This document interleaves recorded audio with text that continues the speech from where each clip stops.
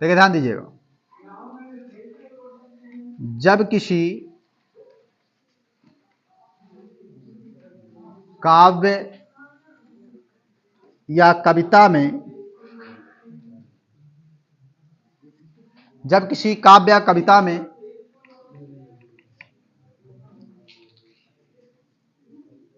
एक ही वर्ण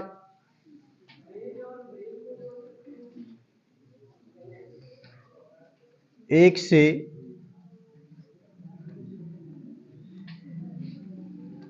अधिक बार आए, एक ही वर्ण एक से अधिक बार आए,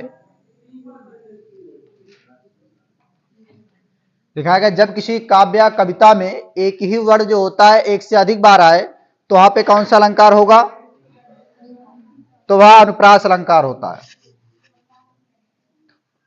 तो वहां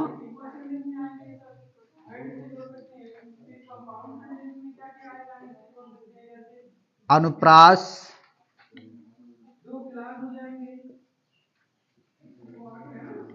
अलंकार होता है।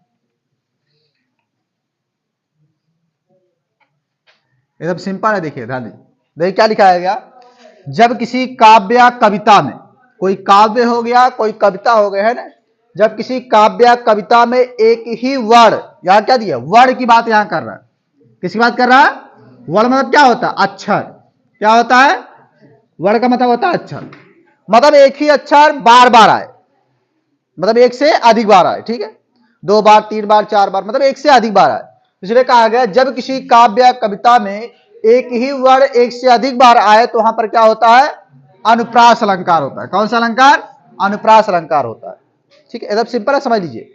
जब किसी काव्य या कविता में एक ही वर्ण जो होता है एक से अधिक बार आए तो वहां अनुप्रास अलंकार होता है। उदाहरण देखिए इसका, उदाहरण इसका देख लीजिए, उदाहरण क्या होता है इसका।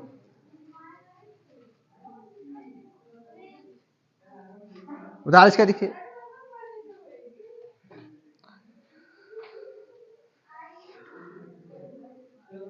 पावस ऋत थी,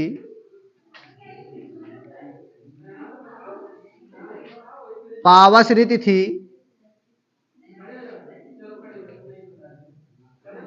पर्वत प्रदेश,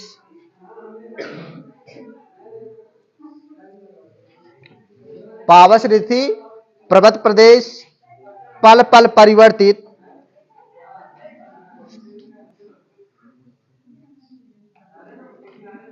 पल पल परिवर्तित,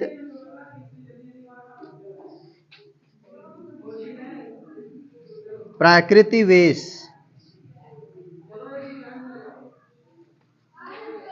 ठीक है, पल पल परिवर्तित प्राकृत वेश। देखिए दिया क्या इसमें, सिंपल सा एकदम, पावस ऋतु थी पर्वत प्रदेश, पल पल परिवर्तित प्राकृत वेश। देखिए इसमें एक वर्ण ऐसा है जो कई बार आया है। कौन सा वर्ण है? पावर। पा अक्षर देखिए कई बार आया, आया ना, देखिए पा यहां भी आया, यहां भी देखिए, यहां पर भी देखिए, पा वर्ण जो है कई बार आया, आया ना। तो एक ही अक्षर की आवृत्ति कई बार हुई है ना, बार बार वही आया है।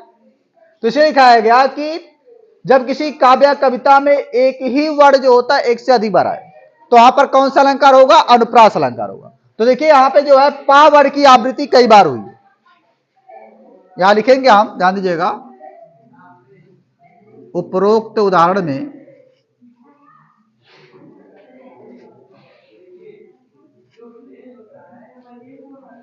उपरोक्त उदाहरण में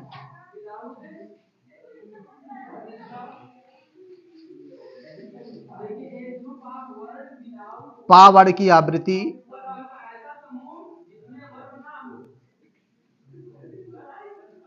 पा वर्ण की आवृत्ति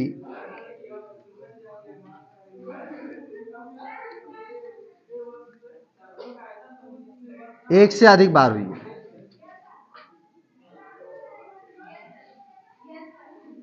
अधिक बार हुई है।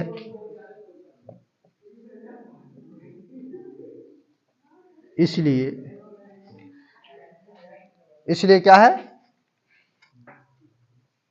यह अनुप्रास अलंकार। अनुप्रास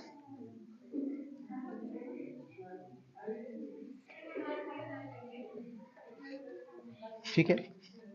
मतलब उपरोक्त उदाहरण में जो उदाहरण हमने दिया है, इस उदाहरण में क्या है, पा वर्ड की आवृत्ति एक से अधिक बार हुई है ना, मतलब पा जो वर्ड है वो कई बार आया है ना, इसलिए यहां पे क्या है, अनुप्रास अलंकार। ठीक है, इसको नोट करिए, फिर उसका दूसरा एग्जांपल भी बता रहे हैं, नोट करिए इसको। देखिए, चारु चंद की चंचल किरणें,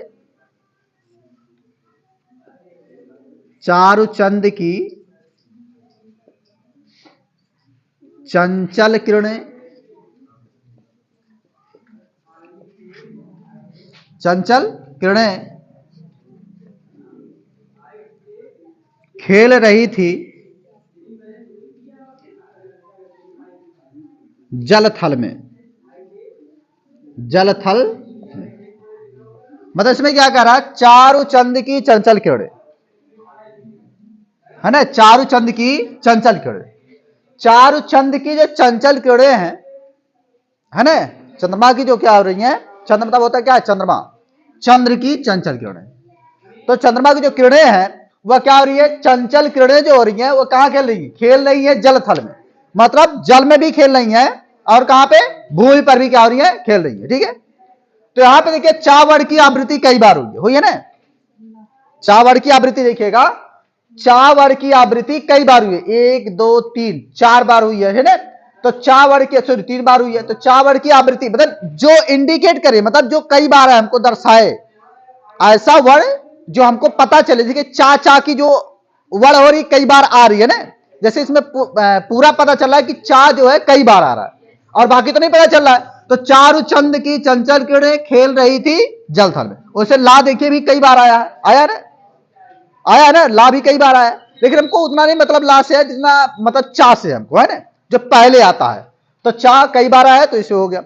जैसे उसके बाद एक कौन सा अलंकार हो गया, अनुप्रास अलंकार हो गया।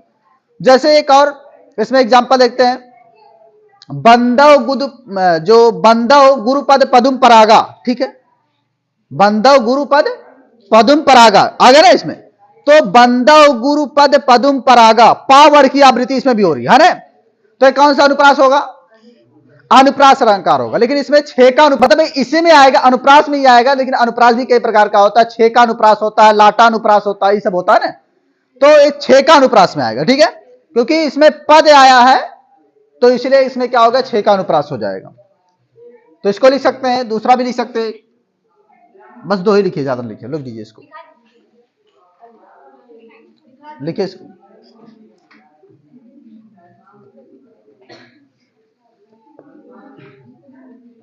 बंदव गुद लिखेंगे, बंदव गुरुपद पदुम परागा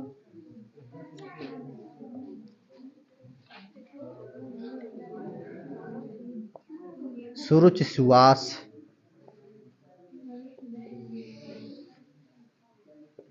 सरस अनुरागा। अनुप्रास से लिख लीजिएगा, मतलब कोई पूछेगा कौन सा अनुप्रास है तो बता सकते हैं कि छह का अनुप्रास है, छह का अनुप्रास लगना है।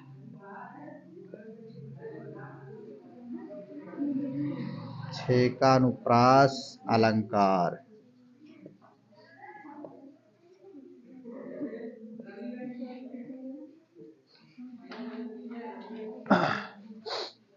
देखिए अनुप्रास अलंकार जो होता है इसके भी 5 भेद होते हैं। अनुप्रास अलंकार के कितने भेद होते हैं, 5 भेद होते हैं। देखिए हम यहां लिख दे रहे हैं,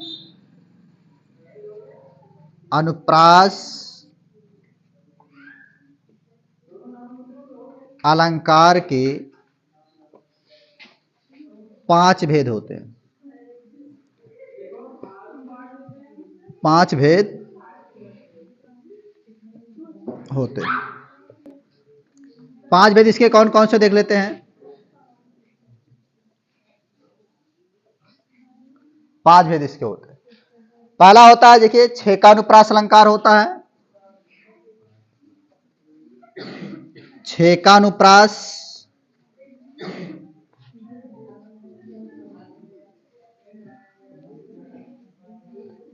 6 का अनुप्रास अलंकार। दूसरा देखिए होता है वृत्त्यानुप्रास। वृत्त्यानुप्रास,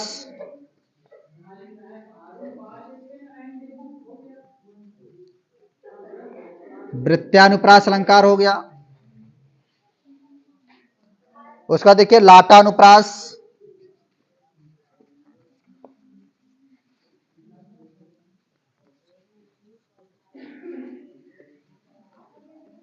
लाटानुप्रास, ठीक है। चौथा देखिएगा श्रुत्यानुप्रास,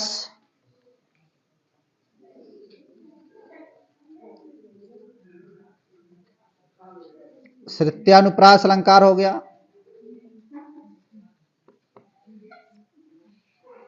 एक और आपका है अंत्यानुप्रास अलंकार।